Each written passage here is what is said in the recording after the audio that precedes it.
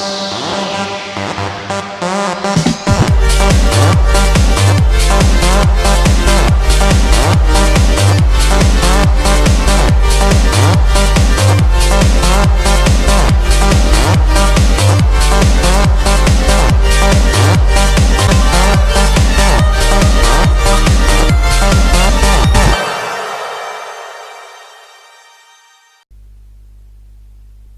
yo, c'est TJ et bienvenue sur F1 Review, le troisième numéro des F1 Review sur le Grand Prix de Chine. Bienvenue à vous donc, j'espère que tout se passe bien pour vous, en tout cas moi ça va super. Et on se retrouve donc pour cette vidéo pour parler du week-end de course du Grand Prix de Chine. Je tiens d'abord à m'excuser pour l'arrivée tardive de cette vidéo, mais voilà, face à certains événements, eh bien il a fallu que je retarde finalement la publication de ma vidéo. Bref, on va donc sur les premiers détails de ce circuit international de Shanghai en Chine. Donc c'est un circuit long de 5 km 451, inauguré en 2004. Il voit son record du tour détenu par un certain Michael Schumacher, septuple champion du monde sur Ferrari, à l'époque sur la Ferrari F 2004. Record de piste donc en 1:32.238 réalisé en course, je dis bien en course. Un circuit qui voit bien évidemment le record du tour en course en 2017 en comparaison, celui de Lewis Hamilton, 1:35.378. En qualification, le record de Michael Schumacher avait été battu par Lewis Hamilton en 1:31.678 en 2017. Donc c'est un circuit atypique puisqu'il y a deux grandes lignes droites, donc l'une des plus grandes lignes droites de ce championnat du monde, avec notamment celle présente sur le circuit d'Azerbaïdjan. La deuxième grande ligne droite du circuit de Shanghai que vous allez voir à l'écran, donc qui elle est sur le dernier secteur, juste avant les deux derniers virages vers la ligne d'arrivée. Donc c'est une très grande ligne droite qui présente un grand intérêt pour les pilotes, puisque sur cette grande ligne droite et avec l'aide du DRS, elle facilite les dépassements en course. Et notamment pour les pilotes qui sont en difficulté avec leurs pneumatiques, cette grande ligne droite leur pose problème. Et donc on va du coup passer au débrief de course, et ensuite je parlerai de mes tops et flops pour ce Grand Prix. Et on commence du coup par parler des qualifications. Donc je ne parle pas des essais libres, même si il y a eu un seul événement qui pourrait retenir notre attention sur les essais libres. C'est bien évidemment l'incident concernant Daniel Ricciardo. Comme vous le savez, Daniel Ricciardo, il a eu un problème moteur pendant les essais libres, et donc du coup on va arriver aux qualifications. Daniel Ricciardo et surtout les mécaniciens Red Bull, ils ont été fantastiques, ils ont été extraordinaires. Ils ont réussi à réparer le moteur de Daniel Ricciardo, à le remplacer à temps pour les qualifications, parce que s'il n'avait pas réussi à faire ce travail, Daniel Ricciardo n'aurait pas pu passer en Q1 faire son tour, et donc il n'aurait pas réussi à se qualifier tout simplement pour la course du dimanche. Ça aurait été bien dommage, mais finalement ils ont réussi. Et donc qu'est-ce qu'on va en déduire de ces qualifications? Tout d'abord que Williams a légèrement progressé, ils sont quand même en Q3, mais voilà, ça progresse lentement mais sûrement du côté de chez Williams. Donc même si c'est encore très très lent, ça commence.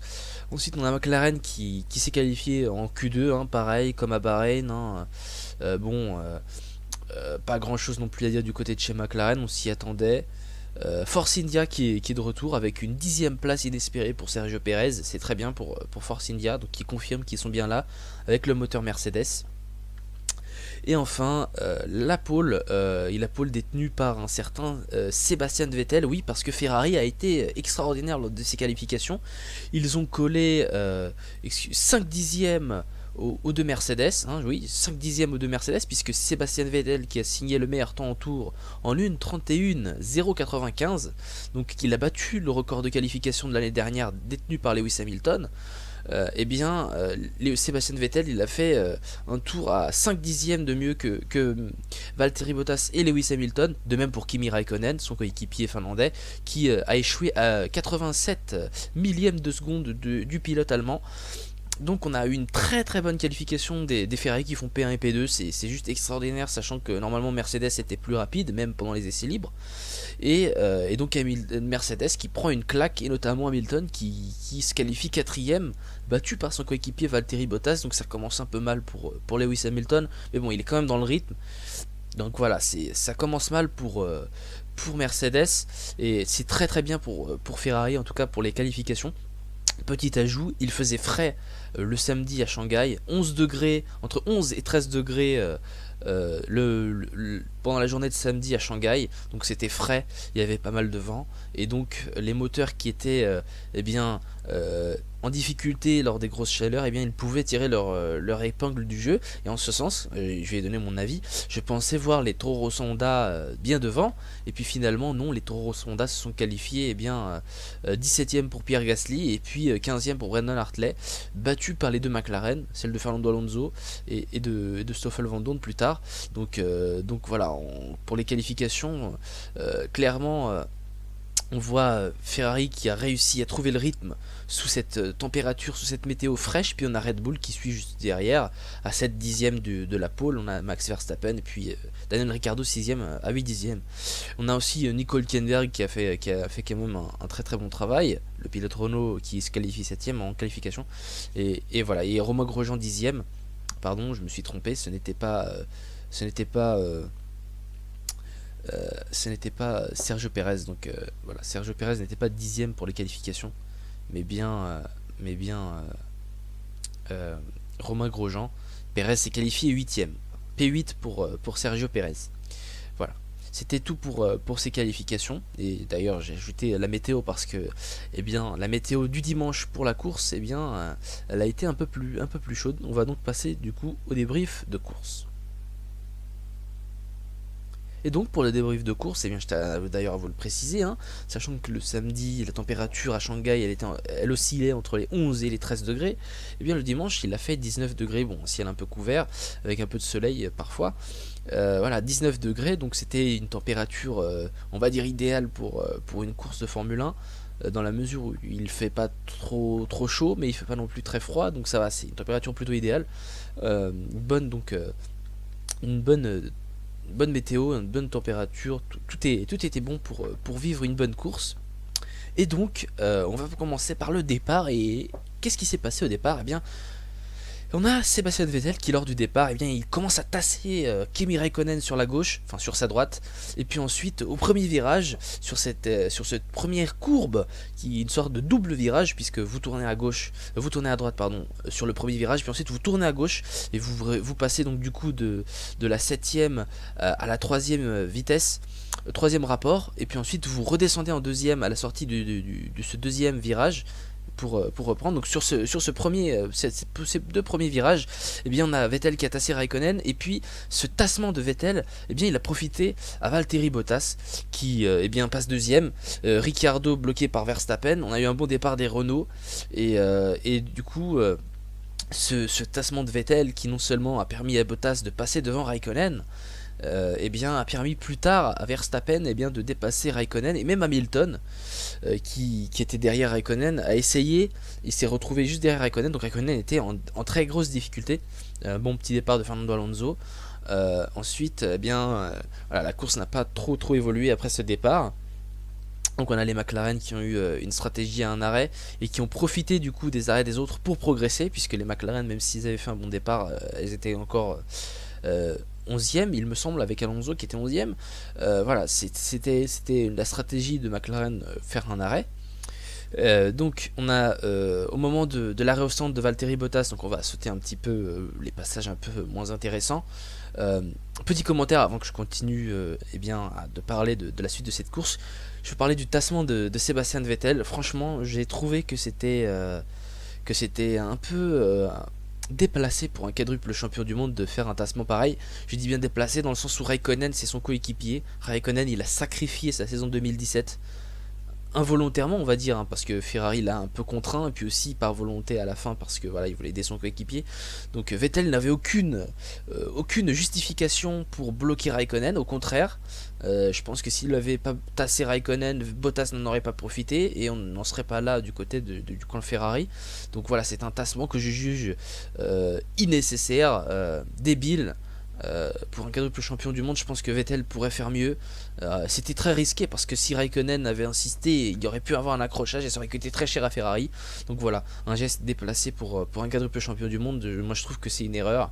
Et Vettel devrait revoir sa stratégie, sa philosophie de, de, de course quand il s'agit de disputer la première ligne avec son coéquipier. Il devrait revoir ça, Vettel, parce que clairement, pour moi, c'est pas acceptable, surtout de la part d'un quadruple champion du monde. Je pense on est en droit de voir quelque chose de plus cordial de la part d'un quadruple champion du monde. Bref, on va continuer du coup le commentaire de cette course. Bien, au moment où Vettel est derrière Bottas, Bottas rentre au stand. Vettel passe, donc du coup, il était toujours premier face à l'arrêt de Bottas au tour 21. Ferrari, que choisit Ferrari? Parce que du coup Vettel s'est arrêté avant Bottas. Donc Vettel finit derrière Bottas après l'arrêt au stand. Bottas est devant, Vettel deuxième, mais Vettel derrière lui plutôt. Et Raikkonen était bien choisi par Ferrari, et bien pour rester en piste. Donc à ce moment-là, on se retrouve après la sortie de Valtteri Bottas. Excusez-moi que j'ai un peu mal expliqué, mais Bottas était deuxième à la sortie des stands puisque Raikkonen n'était pas rentré au stand au tour 21, n'était pas encore rentré au stand. Donc Raikkonen premier, Bottas deuxième, et Vettel troisième. Et bien la stratégie de Ferrari à ce moment-là, au tour 21, donc à la sortie de Bottas des stands, et bien c'était d'utiliser Raikkonen pour bloquer Bottas, ralentir Bottas plutôt, ralentir Bottas pour permettre à Sébastien Vettel, qui avait changé des pneus et qui avait des pneus plus frais, de rattraper le pilote finlandais sur Mercedes et de le dépasser. Et ce qu'on a vu pendant ce temps, Red Bull est quatrième et avec Verstappen et sixième avec Ricciardo. Ce qu'on a vu, c'est que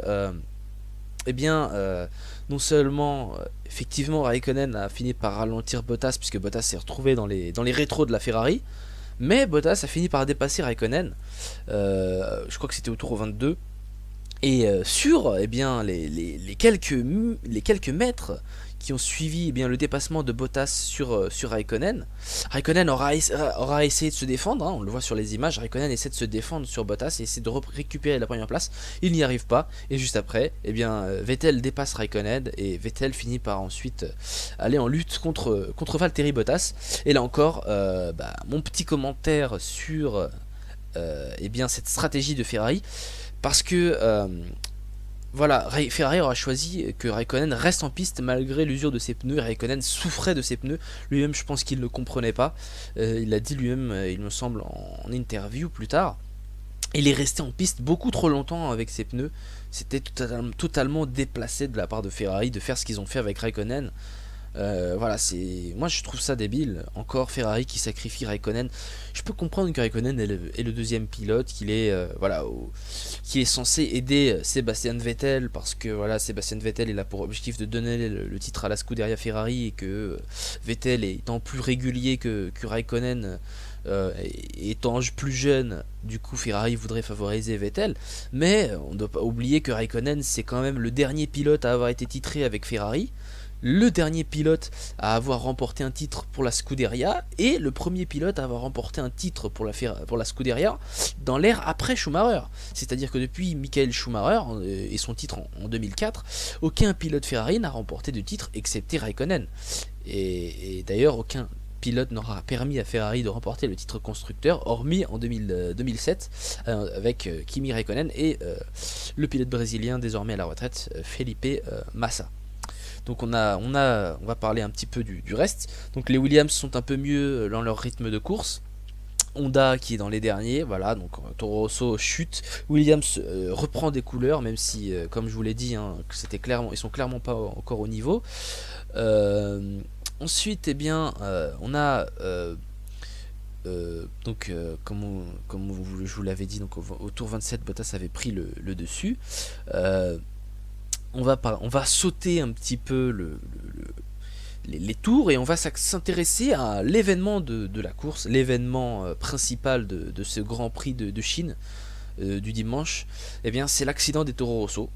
L'accrochage de Pierre Gasly sur Hartley, alors c'est sur la fameuse grande ligne droite, la dernière grande ligne droite avant d'effectuer les 2 derniers virages vers la ligne d'arrivée. Donc c'est cette grande ligne droite où il y a le DRS et où il y a une très grande possibilité de dépassement, comme je vous avais dit en début de vidéo.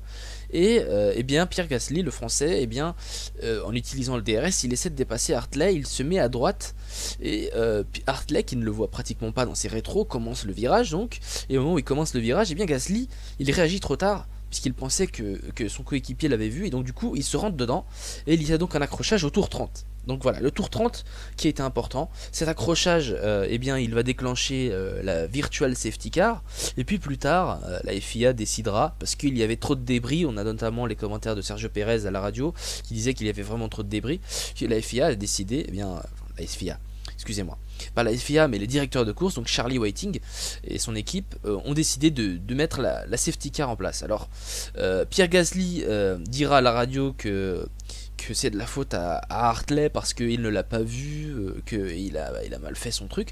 Mais moi, pour rajouter mon petit commentaire, je trouve que c'est un peu déplacé le commentaire de Pierre Gasly sur Hartley. Pierre Gasly est encore un rookie, et même si Hartley l'est aussi, Hartley c'est un champion du monde d'endurance, et le commentaire de Pierre Gasly sur son coéquipier, je pense que il était un peu déplacé. Je pense que Gasly doit un peu plus respecter son coéquipier, même s'il est un peu plus rapide, etc. Parce que Hartley c'est quand même un champion du monde d'endurance, donc voilà, il devrait un peu avoir plus de respect selon moi, ce n'est que mon avis. Et donc cet accident, il est dû à Pierre Gasly et au fait que c'est encore un rookie, il est encore à ses débuts, donc voilà, il avait mal jugé un peu la distance de freinage et il n'a pas pu anticiper le fait que Hartley ne l'ait pas vu dans ses rétros. Et donc voilà, pour moi cet accident c'est de sa faute, et malheureusement il le reconnaîtra pas au début de la course, il dira que c'est de la faute de Hartley. Bref, cet accrochage va donc tout changer avec l'arrivée du safety car, non pas de la virtual safety car mais du safety car. Pourquoi? Parce que certaines écuries vont en profiter bien évidemment pour faire un arrêt au stand. Donc on verra McLaren, on verra d'autres écuries rentrer au stand pour changer des pneus. Et on verra Red Bull aussi faire 2 arrêts de suite. On a Ricciardo qui rentre en premier, il me semble, et puis ensuite on a Verstappen. Les deux rentrent, et coup de théâtre, alors que beaucoup d'écuries parient sur les pneus primes, les pneus primes, c'est-à-dire les pneus médiums, donc les pneus les plus durs, les pneus moyens, les pneus les plus durs proposés par Pirelli pour ce week-end, ceux avec la bande blanche pour ceux qui ne le savent pas, qui sont les pneus donc médiums, Red Bull pariera sur les pneus tendres, donc les pneus soft, les pneus avec la petite rayure jaune sur le côté, donc les pneus soft. Red Bull pariera sur les pneus soft, alors que pourtant on se disait voilà, les pneus médiums ils vont durer un peu plus longtemps, on est au tour 30, beaucoup d'écuries parient sur une stratégie à un arrêt, et Red Bull parie sur l'utilisation des pneus soft. Donc déjà c'était une stratégie osée, et je dirais même un coup de poker, parce que voilà, Red Bull était face au mur, ils savaient pas trop qu'est-ce qu'ils allaient faire, ils se sont dit bon, on va jouer on va profiter de cet arrêt, cette safety car, on va faire arrêter nos pilotes, on les fait arrêter tous les deux en même temps, leur met des pneus soft pour qu'ils aillent un peu plus vite et qu'ils rattrapent le temps perdu. Et en fait ce temps perdu, ça va se révéler payant. Pourquoi? Alors parce qu'à la reprise, on a le classement tel qui suit, de tour 35, on a Bottas 1er, Vettel 2e, Hamilton 3e, Verstappen sort 4e, et Ricciardo 6e, Raikkonen est 5e, parce que la stratégie de Ferrari et arrêt au stand qui était trop tardif pour le pilote finlandais l'a fait chuter en 5e place, ce qui est désolant pour Raikkonen. Voilà, on a Red Bull qui est à l'affût. Donc voilà, tour 35 reprise. Là on se dit bon, Red Bull va essayer de lutter peut-être pour un podium avec Verstappen, Raikkonen sera peut-être derrière. On va quand même voir une lutte entre Mercedes et Ferrari, entre Bottas et Vettel. Voilà, c'est un peu le fond de pensée qu'on a à ce tour 35 à la reprise. Donc on voit pas mal de voitures qui sont regroupées, super départ d'Alonso qui dépasse Grosjean, qui se place du coup 9ème, Force India à l'affût, Renault était en forme avec Hülkenberg 8ème. Donc voilà, on a une belle bataille au tour 35, puis au tour 37 du coup, 2 tours plus tard, on a le début de ce que moi je vais considérer comme la furie Red Bull pour ce Grand Prix.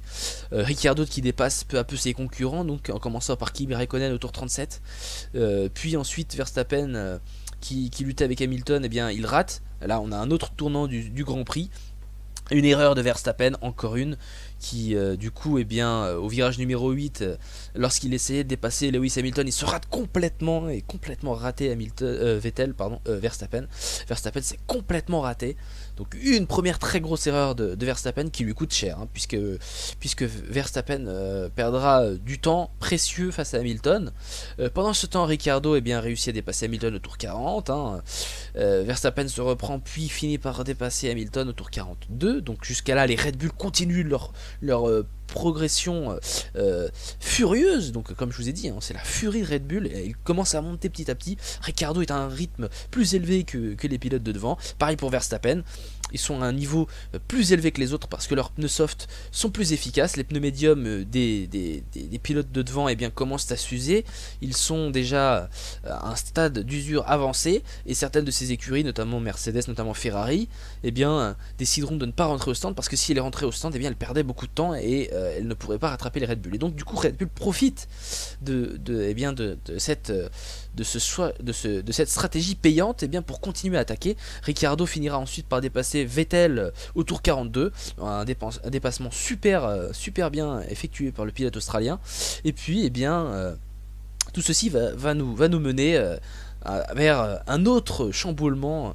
Et quel chamboulement, donc au tour 43, à l'avant-dernier virage, Verstappen, juste après la grande ligne droite dont je vous avais parlé, là où il y a eu l'accident entre les deux Toro Rosso, et bien Verstappen va toucher Vettel, et du coup il y aura un accrochage, Vettel va partir en tête à queue, et ceci va ruiner la course des deux pilotes, puisque Verstappen finira par avoir une pénalité, bien évidemment, pour comportement évidemment dangereux. Vettel, eh bien, qui au moment où il reçoit l'accrochage de Verstappen, eh bien, il décidera de faire une très grosse accélération et ses pneus arrière ils vont s'user à la suite de ça. Je pense pas que ce soit son fond plat qui a été touché, mais ses pneus qui ont été fortement dégradés.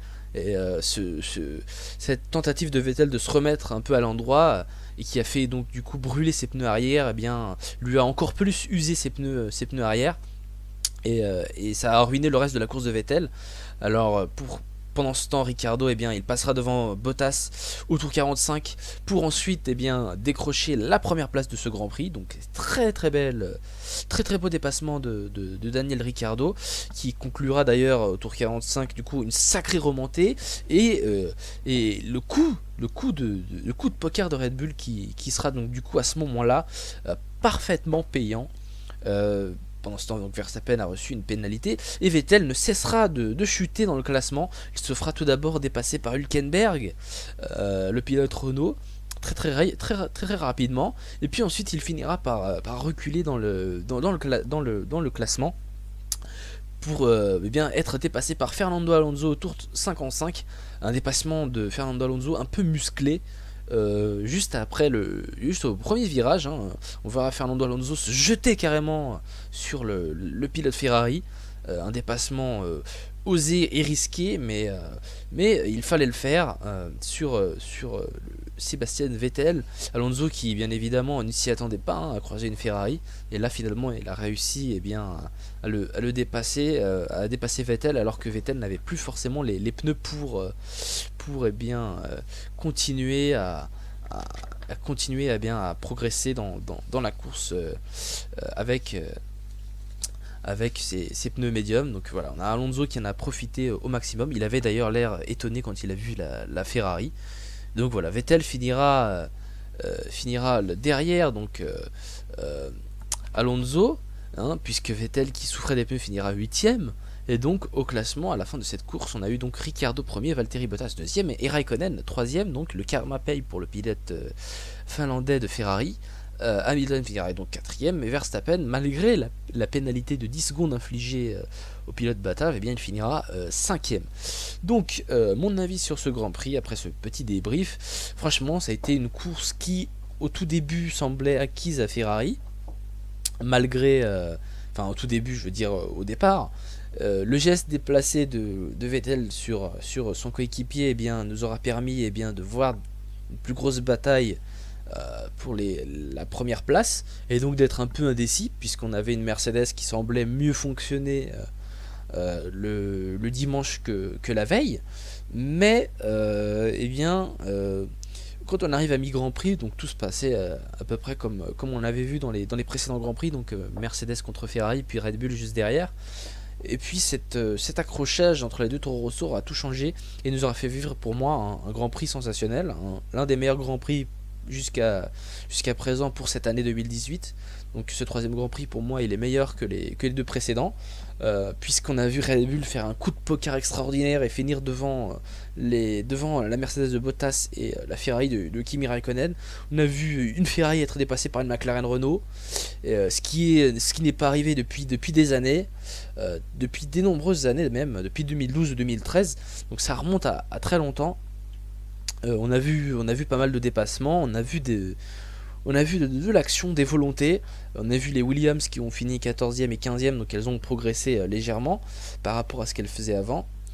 Donc voilà, on a clairement vu un Grand Prix pour moi très très très très très intéressant.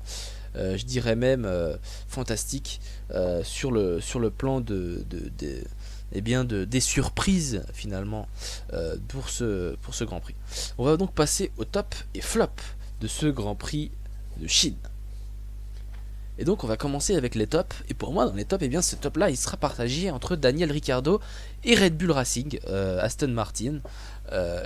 Pourquoi Ricciardo? Parce qu'effectivement il a fait une course incroyable. Il est parti de loin, le pilote Red Bull. Il a commencé 6ème derrière Max Verstappen, et grâce à la stratégie de Red Bull, il aura réussi à parvenir à la première place.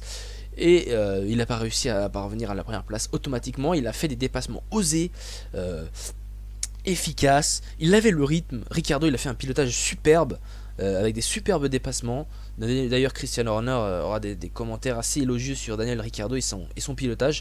Donc c'est une victoire méritée, et pour moi il mérite sa place dans les tops, Daniel Ricciardo. Idem pour Red Bull qui ont fait un coup de poker magistral. Et d'ailleurs les mécaniciens Red Bull auront fait un travail fantastique avec la monoplace de Daniel Ricciardo, en remplaçant le moteur en un temps record. Donc voilà, pour moi c'est ce premier top Ricciardo Red Bull est mérité. Donc il mérite pour moi les 3 points que je leur offre dans mes tops, pour ce week-end du Grand Prix de Chine. En deuxième dans mes tops, je vais mettre le pilote allemand Nico Hülkenberg. Alors pourquoi Nico Hülkenberg? Parce que le pilote Renault il est très régulier depuis le début de la saison. Pour moi il méritait déjà de figurer dans les tops cette saison. Et il a fait une très très bonne course, une course solide. Il a fini devant Fernando Alonso et sa McLaren Renault. Il a fait une course propre, il finit 6ème, le pilote Renault, derrière la Red Bull de Max Verstappen. Bon, il était un peu distancé par les Red Bull, mais parce que la Renault n'est pas encore au rythme des Red Bull, des Mercedes et des Ferrari. Mais il a fait une très bonne course, et tout le long de la course il a fait quelque chose de solide. Donc voilà, pour moi Hülkenberg il méritait sa place dans les tops. Et si je le mets aussi haut dans mes tops, c'est lié au 3ème top que j'ai choisi. Donc du coup voilà, j'ai choisi de mettre Hülkenberg deuxième et de lui donner donc les 2 points de mon top, pour une raison, parce que en 3ème j'ai choisi de mettre Ferrari dans mes tops et de leur accorder donc un seul point dans mes tops. Alors à l'origine je voulais mettre Ferrari dans mes tops parce que ce qu'ils ont fait en qualification c'était juste fantastique. Ils ont mis 5 dixièmes au pilote, au Mercedes. Donc voilà, Ferrari qui met 5 dixièmes à l'écurie quadruple championne du monde, ce n'est pas rien. Ils étaient dans le rythme. Une première ligne 100% Ferrari. Franchement depuis le début de saison, Ferrari en termes de vitesse, ils sont au duel avec Mercedes. Donc du coup dans mes tops ils seront à égalité de points avec Mercedes. Mais voilà, je leur ai mis cette 3ème place, et donc je leur accorde qu'un point dans mes tops parce que Ferrari a fait une très mauvaise stratégie avec Raikkonen. Ils ont décidé de laisser Raikkonen le plus tard possible en piste avec ses pneus, même s'ils étaient usés. Voilà, ils ont utilisé Raikkonen comme un fer de lance. Ils ont manqué de respect à un Kimi Raikkonen qui est pourtant le dernier champion du monde Ferrari. Donc voilà, pour moi c'est inadmissible. Mais Ferrari était quand même dans le coup. D'ailleurs Raikkonen finira 3ème. Donc voilà, pour moi Ferrari figure dans ce top. Et les erreurs de Vettel aussi ont coûté cher d'ailleurs, hein. Le tassement de Vettel au départ aura coûté très très cher à Ferrari. Donc voilà pourquoi je mets du coup Ferrari 3ème de mes tops. Mais Ferrari méritait d'être dans ces tops, et donc pour moi c'est un peu une justice rendue à la Scuderia Ferrari. Bref, on va parler du coup des flops pour ce Grand Prix de Chine, mes flops pour ce Grand Prix de Chine. Et donc dans mes flops, je mets en premier, sans doute possible, Toro Rosso Honda. Pourquoi Toro Rosso Honda? Parce que l'écurie italienne motorisée par Honda, qui pourtant avait fait un très très bon résultat à Bahreïn avec une quatrième place sensationnelle pour Pierre Gasly, il retombe. Alors effectivement en qualification, hein, P15 pour Brendan Hartley et P17 pour Pierre Gasly. Donc en qualification c'était plutôt moyen. Mais en course, on a les deux Toro Rosso qui finissent dans les dernières places. On a Brendan Hartley qui est obligé d'abandonner au tour 51. Et puis on a Pierre Gasly qui finit 18ème. Donc voilà, Brendan Hartley dernier et Gasly 18ème. Donc Toro Rosso Honda qui fait un mauvais résultat. Et pour moi, il figure dans les flops. Parce que ils ont eu des problèmes, ils ont eu des soucis moteurs, notamment je crois que Pierre Gasly s'était prononcé sur cela. Donc voilà, pour moi, voilà, il y a eu un souci du côté de Toro Rosso. D'ailleurs, petit aparté, hein, Toro Rosso Honda, pour moi, ils ont un peu aussi mal géré le cas Brendan Hartley et Pierre Gasly, puisqu'ils avaient donné une consigne d'équipe à leur pilote. Et malheureusement, Brendan Hartley n'a pas pu comprendre quand Pierre Gasly devait lui passer devant pendant la course. Donc voilà, pour moi Toro Rosso mérite donc du coup d'être au top de mes flops et donc de prendre les 3 points de mes flops. Ensuite en deuxième, j'ai choisi avec beaucoup de difficultés, mais ça s'est joué au nombre de fautes. J'ai choisi en deuxième place de mes flops Max Verstappen, donc plus 2 dans mes flops pour Max Verstappen. Pour moi il mérite cette deuxième place des plus gros flops du Grand Prix de Chine, parce que Verstappen aura fait des erreurs qui lui ont coûté cher à lui, mais aussi à Sébastien Vettel et à son écurie. Red Bull aurait pu, si Verstappen n'avait pas fait ces erreurs là, prétendre à une deuxième place pour ce Grand Prix et faire finalement une P1 et P2 en course. Et voilà, ces erreurs de Verstappen qui sont dues sans doute à sa jeunesse et à sa fougue, qui d'ailleurs pour nous spectateurs ne devrait pas forcément nous déranger, puisque ça nous rajoute du spectacle en course. Mais voilà, Verstappen pour moi il a mal géré son Grand Prix. Il a été peut-être trop pressé de dépasser ses adversaires, trop nerveux peut-être. Bref, il a mal géré. Ces 2 erreurs lui ont causé d'ailleurs une pénalité de 10 secondes. Donc voilà, Verstappen il a fait beaucoup d'erreurs pour ce Grand Prix. Pour moi il mérite cette deuxième place. Ensuite voilà, je vous avais dit que j'avais un peu hésité, parce qu'en troisième je mets Pierre Gasly. Donc plus 1 dans mes flops. Pierre Gasly, troisième de mes flops pour ce Grand Prix de Chine. Le pilote français a fait une seule erreur par rapport à Max Verstappen. C'est que lui, au moment d'essayer de dépasser son coéquipier, il lui rentre dedans, Pierre Gasly. Il lui rentre dedans et après il n'a pas forcément voulu reconnaître son erreur. Et donc voilà, il a fait une erreur, il n'a pas voulu l'assumer dès le début. Donc pour moi Pierre Gasly mérite d'être dans ses flops pour ce Grand Prix. C'est dommage pour le pilote français, mais voilà, c'est des choses qui arrivent, et j'espère pour lui d'ailleurs que ça s'arrangera et qu'il pourra profiter de cette expérience pour être encore meilleur à l'avenir. D'ailleurs Pierre Gasly aura pris une pénalité de 10 secondes sur la grille. Du coup, ce qui le fera de toute façon finir 18ème derrière Romain Grosjean, le pilote As. Donc voilà, c'est tout pour mes tops et flops. Alors le classement des tops et flops, il n'apparaît pas aujourd'hui, parce que voilà, cette vidéo dure quand même assez longtemps, mais il apparaîtra sans doute au prochain Grand Prix, enfin pour la prochaine review, pardon. Je vous ferai d'ailleurs un petit point, je pense, sur la saison d'ici peut-être Monaco. On pourra un peu se faire un point de vue sur les tops et flops, en tout cas avec mes tops et mes flops, sur ce qui est pour l'instant en bonne voie et en mauvaise voie dans le championnat du monde de Formule 1. Donc voilà, on pourra faire un point d'ici peut-être Monaco. Voilà, donc il est temps pour moi de vous dire rendez-vous donc au prochain Grand Prix, donc après le prochain Grand Prix de l'Azerbaïdjan. Pour ceux qui ne le savent pas, le Grand Prix d'Azerbaïdjan aura lieu le 29 avril. Il sera d'ailleurs diffusé sur Canal+ en France. Pour les francophones qui nous suivent, ce sera la 2 en Belgique et la RTS en Suisse. Il me reste donc du coup à vous dire la suite. Donc la prochaine fois. Et je vous dis à plus sur Formula Wrestling. Ciao tout le monde, portez-vous bien.